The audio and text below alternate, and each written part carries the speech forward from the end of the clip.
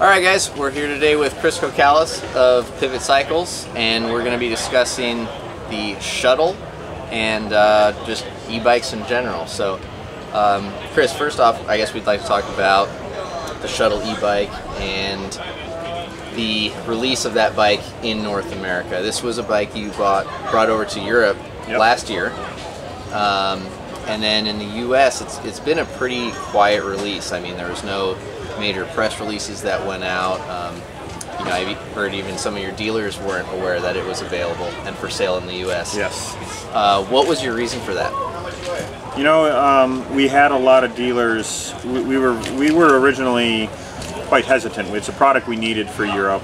We're excited about it. We developed a really hardcore, great bike, and it's been going great in Europe. But it was amazing the number of dealers that were pushing so hard, and pretty upset actually that we didn't have the bikes. And then the customer emails started coming in, and like, where can I get a Shuttle? How can I order one from Europe? And it just reached to a point where we're like, okay, let's give this a shot. A lot of our top 10, top 20 dealers were just rather quite upset, mob angry, I'd say, that we didn't have them give them the option when the bike released in Europe to also sell that same bike. Okay.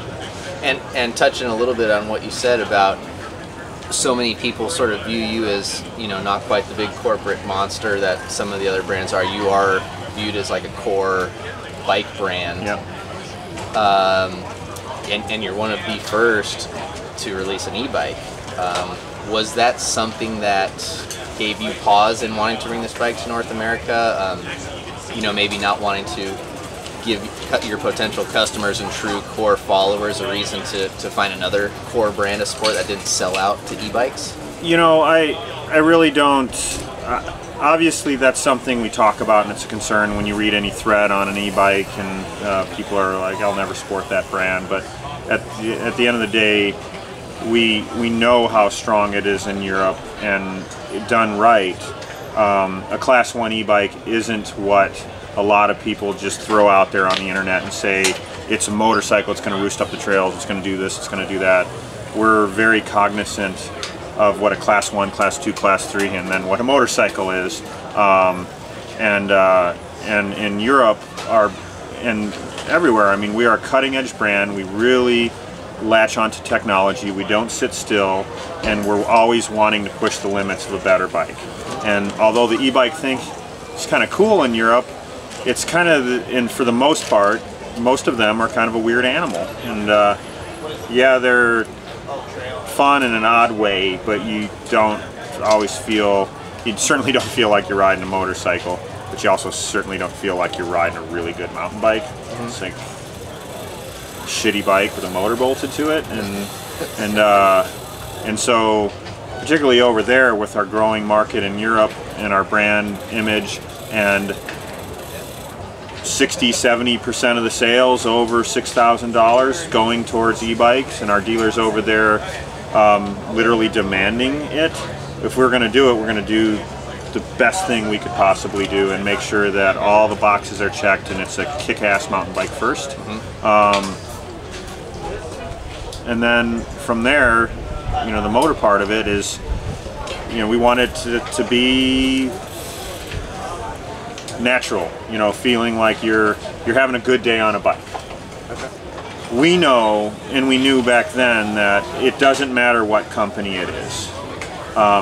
If they are the most core mountain bike company and say they're never gonna make an e-bike, I know some of those companies who have said that have been working on e-bikes for a while, and it's gonna happen.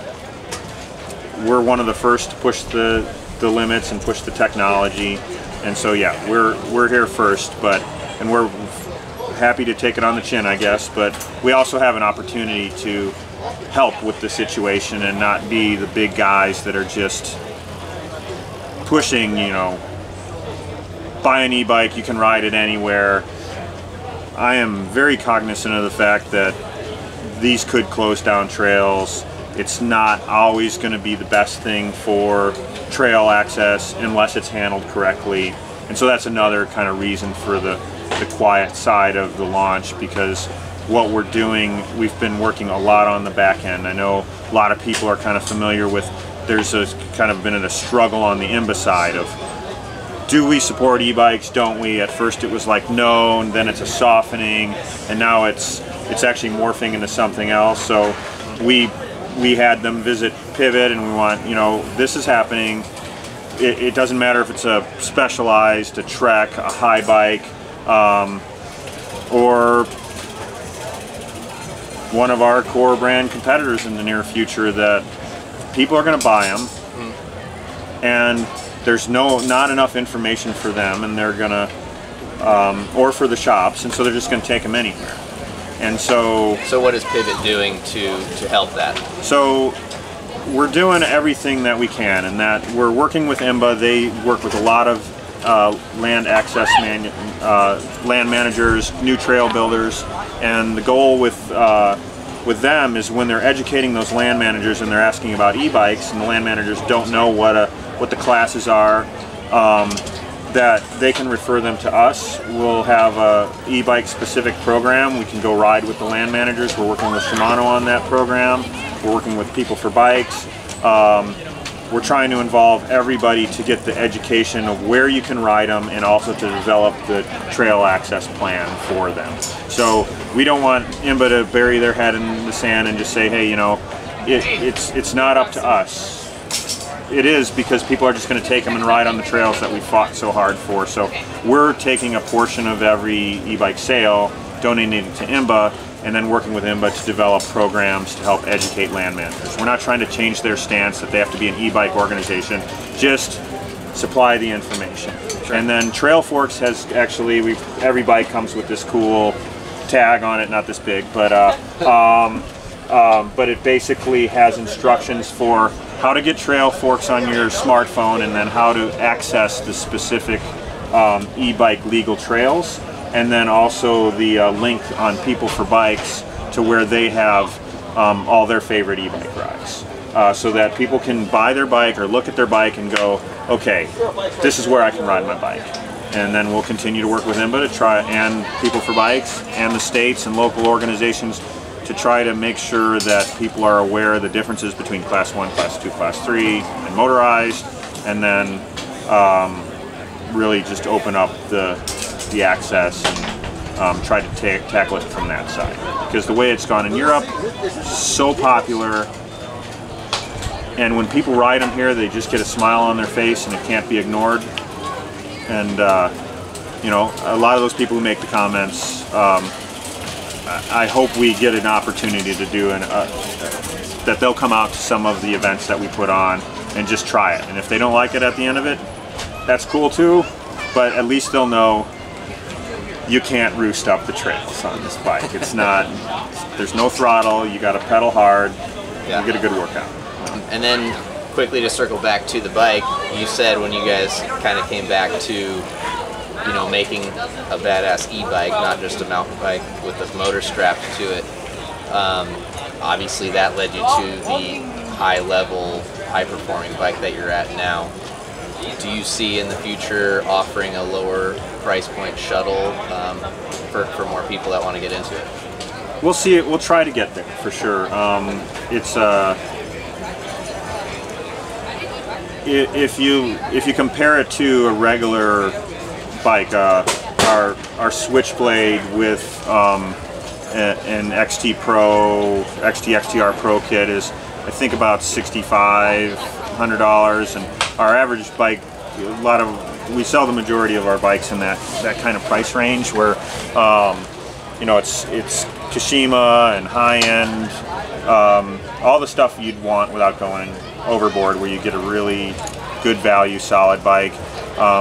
So now with a motor and that stuff, you got a $2,500 bump for that extra equipment, and so you have to, if you start down specking a bunch of stuff to overcome that extra $2,500, that's where you start getting into, I've got a shitty mountain bike with a motor bolted to it, and a lot of companies do that. They put crappy hubs, tree trunks for spokes, and it starts to erode the experience pretty quickly. So we're you're not going to get a $3,000 pivot e-bike. Okay. Not in the near future anyway. But there's opportunities to do some other things where we can still put out a product that we're proud to ride personally, and yeah, so we'll kind of wait and see on that one. And how have I guess your North American dealers who were bugging you and stuff and are now getting bikes, are they selling them? Have you been hearing feedback? Are they moving in the few weeks that you've had it out? We're probably sold out for about 6 months now. It's actually gone.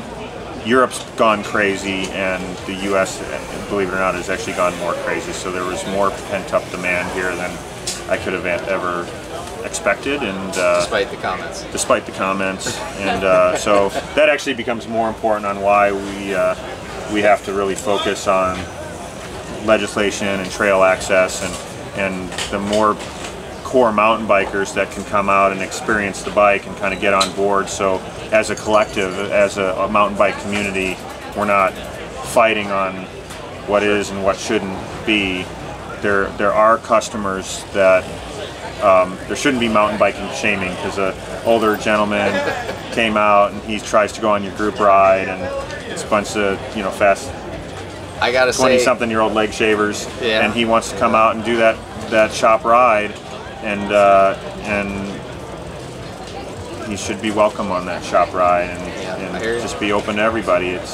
We're making bicycles, for God's sake. It's a fun sport. Just welcome everybody into it, and at the end of the day, I enjoy my e-bike, but you asked me earlier if I'm spending most of my time on the e-bike. I rarely ride the e-bike. Yeah. But God, when I want to really do an epic adventure, or when if I'm on a long trip and I've been on my regular bike on three long days of riding and I'm beat, but I'm still on my trip, and it's like, God, I want to ride every day. Fourth day, the rejuvenator day. Yeah. I'd normally take my dirt bike on those trips, and that'd be my dirt bike day. There you go. Yeah. It's a good rest day. And now now I can go just pack them all in not have to haul an extra trailer and gas and all that stuff, and still have an enjoyable time on 2 wheels. So. Okay. So 5-year and 20-year goals for e-bikes for you personally?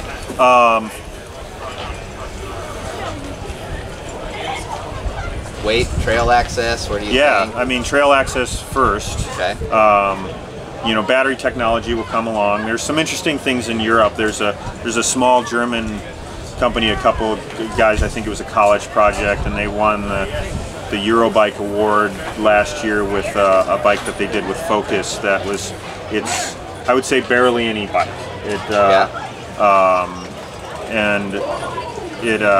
I think Focus had like a 25-pound hardtail that would have been normally a 19-pound hardtail, with the system, and so it's less than half the power, less than half the weight, but it's just a little bit of an assist. And at some point, these motors are going to slim even more, and the batteries are going to come down, and we might keep the power the same, might accept a reduction of power, which I think would be fine. But the closer we can get these things to be really to where it's a very fine line between a regular mountain bike and what an e-bike is, and I think there will be a spectrum of, even within Class 1, of what we have today, but the range will be huger.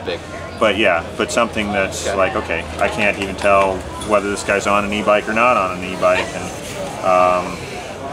and yeah, try to kind of bring it back. Every technology, original disc brakes, heavy, worked crappy, and they're light and work great. And e-bikes 3 years ago, heavy, worked crappy. Now we've got a bike a little bit lighter, still heavy, 45 pounds. It's not a lightweight, but 35 pounds is possible? I think eventually 35 pounds is possible. It's not. I think that'd be pretty sweet. Yeah, I think it would be too. All right, awesome. Well, thanks, Chris. Thank you. Appreciate the time. See you on the e-trails. Yeah.